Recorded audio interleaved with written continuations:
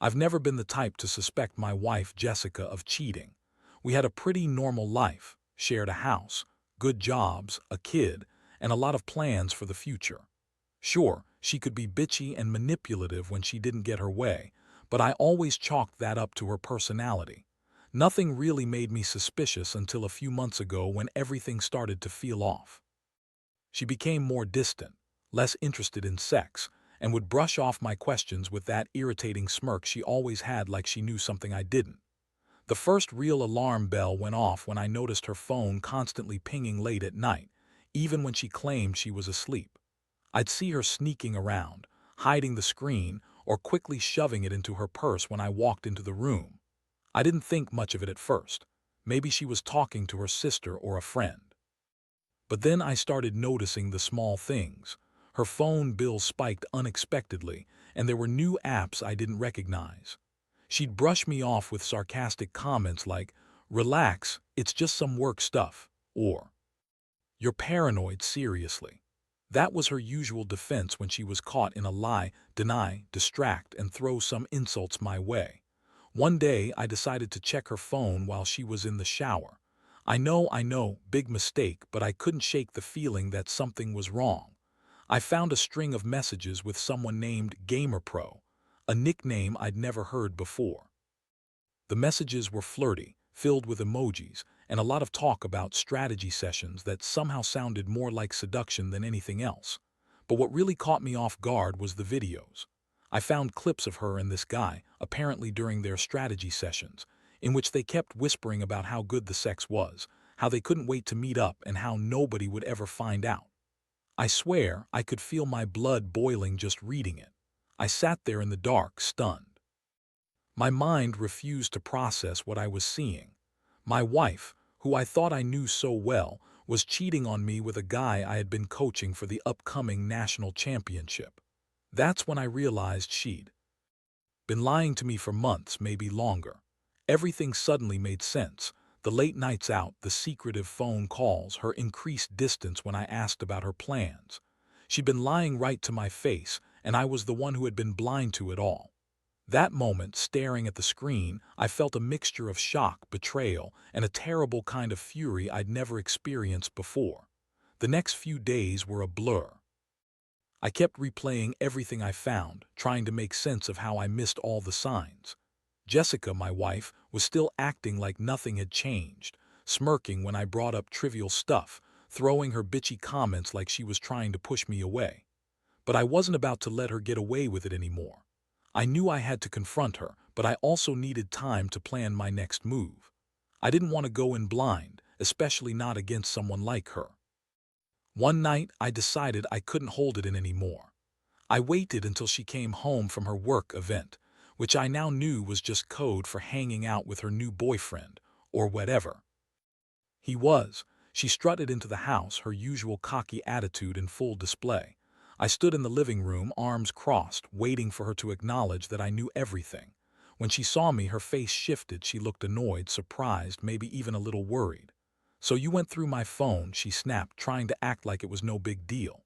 "You're so damn paranoid."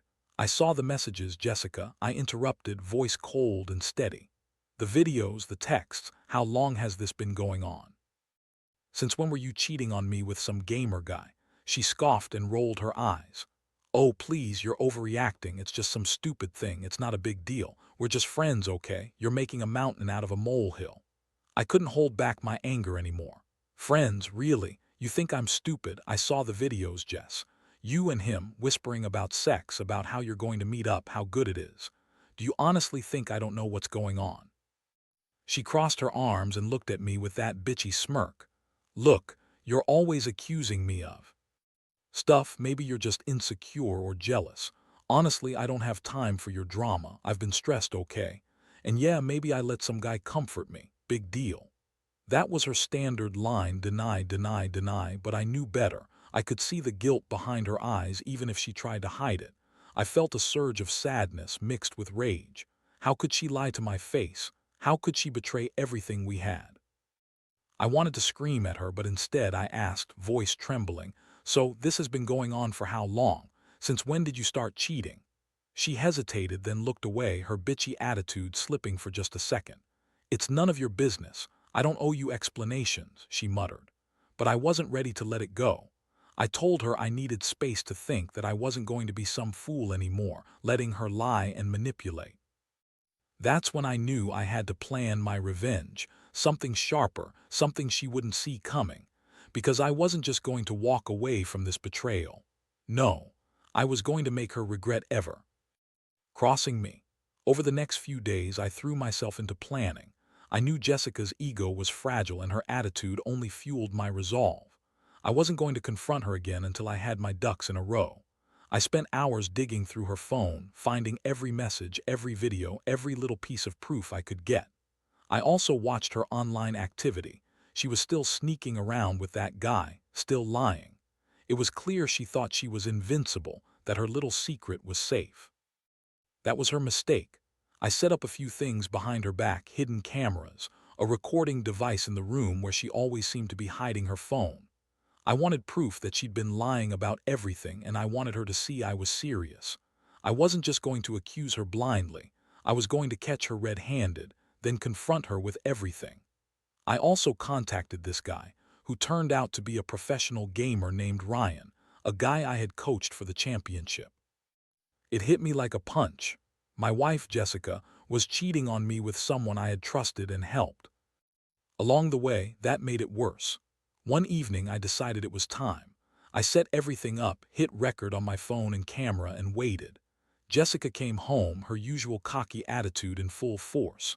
She strutted around the house, texting on her phone, her heels clicking loudly on the hardwood. I stayed quiet, watching her every move, my heart pounding. She went into the bedroom and I followed, keeping my phone ready. That's when I heard her talking softly with Ryan, the gamer, on her side of the door. I could hear her voice, sultry and dismissive. "You better be ready. I want you to take me hard. I need to feel you again. I don't care what he thinks, just do it." I felt my stomach turn. That was the moment I knew I had enough evidence. She was openly talking about their affair, and I had it all recorded. The betrayal hit me like a freight train. I had trusted her for so long, built a life with her, and now I realized I was just a pawn in her twisted game. I took a deep breath, trying to keep my composure, then I calmly walked into the room, camera still rolling. "What the hell is this?" I said, voice cold and furious. Jessica froze, her eyes wide with shock. She looked like she'd been caught in the act, because she had been. Ryan's voice on the recording was unmistakable, and there was no denying it. Her face twisted into a mix of anger, guilt, and defiance, but I saw right through her. That was the moment I realized this wasn't just about betrayal anymore. It was about standing up for myself and finally putting an end to her lies. She thought she could keep cheating, keep lying, and I'd never find out. Well, I did. And now everything was about to change. Jessica's face went white, then flushed with rage. She lunged at me, trying to snatch the phone out of my hand, but I held firm. Her voice shot out, sharp and nasty. "You're fucking crazy. You're stalking me now. What, you think some video is going to fix your pathetic ego?" I didn't bother to respond at first. I just kept recording, feeling a strange mixture of satisfaction and hollowed-out anger. Ryan, the gamer, was still talking on the recording. And I knew this was the proof I needed to finally confront her with everything. I looked right into her eyes and said, "You've been lying to me since day one. How long has this been going on? Since before I even coached you? Or did you start cheating on me the moment you decided I was too boring?" Her eyes flashed with disdain. "Grow up. You don't get to control me. I do what I want. I'm not your little angel, okay? You're just a stupid husband who can't satisfy his wife anymore. Maybe if you weren't so boring, I wouldn't have needed this." I clenched my fists, feeling the rage boil over. "You think I don't know what you're really after? You've been using me. All those nights I was working late, you were with him. And now you're lying, sneering at me like I'm the crazy one. Well, I've had enough. I'm done pretending I don't see what you are." She looked at me with that same bitchy smirk, the one she used to throw around when she was trying to humiliate me. "Oh, please. You're just jealous because I found someone who actually cares about me, who makes me feel alive. You're dull, boring, and completely useless. I don't need your sorry ass anymore."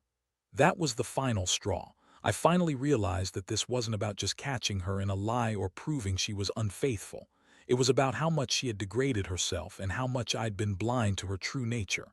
I decided I could no longer be part of this toxic dynamic. I told her she needed to pack her shit and leave. I was done. Completely done. I didn't want her anywhere near me or my kid anymore. I wanted to erase her from my life, start fresh, and make damn sure she understood she couldn't treat me like some fool. I told her the truth. I had everything recorded.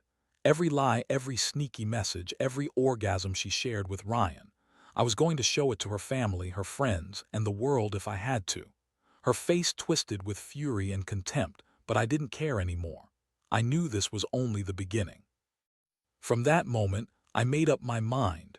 Her betrayal was going to cost her everything. Because I was done being the fool.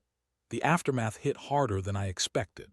Jessica stormed out, yelling all kinds of curses, calling me crazy, accusing me of stalking her. She tried to spin it as me being obsessive, but I didn't care.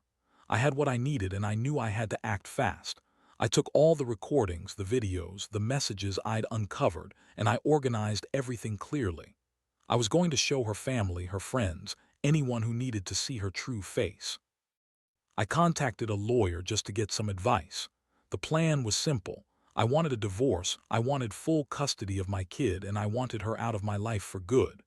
I had enough evidence now to make sure she couldn't deny anything.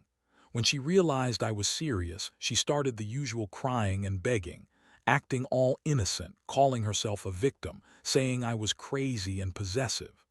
Honestly, it was pathetic. She told me I was just jealous because I couldn't satisfy her, that I was the one who ruined everything. But I didn't buy it. I knew her game. She was just trying to turn the tables, make me feel guilty. Meanwhile, she was still texting Ryan behind my back, still sneaking around. I didn't want to hear her lies anymore. I printed out the evidence, packed it in an envelope, and handed it over to my lawyer to serve as part of the divorce paperwork. I knew it was the final nail in the coffin, but I didn't care. The only thing I cared about was ending this nightmare and protecting my kid from her toxic influence. The day she left, she looked at me like I was some kind of monster. She screamed, called me crazy again, but I just looked her straight in the eyes and said, "You crossed the line, Jessica. You lied, cheated, and manipulated. I won't have your poison in my life anymore. You're done." I felt a strange sense of relief, but also a deep sadness. I loved her once, or at least I thought I did. Now I just see her for what she really was, a bitchy, selfish liar. Since then, I've been trying to rebuild. It's not easy. The trust is gone, and I still feel the sting of betrayal every day. But I also feel a strange sense of liberation. I learned that people show their true colors eventually. And I learned that sometimes the only way to move forward is to cut out everything that's toxic. I don't regret what I did, because I finally took control of my life. But I'd be lying if I said it's been easy. It's a long road ahead, but I know now I deserve better than that kind of betrayal. Now, looking back, I realize how much this whole ordeal has changed me. I used to trust blindly, thinking that marriage meant loyalty no matter what. Turns out it's not about that. It's about respect and honesty. Jessica's betrayal taught me a brutal lesson about seeing people for who they really are, not who I wish they were. I've had to confront some harsh truths about love, loyalty, and even myself. How blind I was, how much I ignored the signs, how I let her manipulate me for so long. What I've learned is that sometimes you have to hit rock bottom before you can start rebuilding. I still feel the pain, sure. The anger, the betrayal, it's all still there, lurking beneath the surface. But I also feel a strange sense of clarity now. I know what I want and what I don't want. I know I deserve someone who respects me, who is honest, who doesn't cheat and lie. And I know that I don't need her to be happy or successful. I just need to accept what happened and move forward. My advice to anyone in a similar situation: don't ignore the signs and don't let yourself be the fool. If you find out someone you love is cheating on you, it's going to hurt like hell. But it's better to face it head on and do something about it than to stay in denial. Be honest with yourself, gather your evidence if you have to, and don't be afraid to walk away if that's what you need. Protect your peace, your sanity, and your dignity. Because at the end of the day, nobody's worth losing yourself over. Jessica is out of my life now, and honestly, I don't miss her. I only wish her well not because I want her to suffer, but because I hope she finally learns some respect and honesty. As for me, I'm going to keep healing, keep moving forward and rebuild what I lost. It's not easy, and I know I'll carry some scars, but I'm ready for whatever comes next. Because if there's one thing I learned from all this, it's that sometimes you have to break everything to finally see the truth, and only then can you truly start to heal.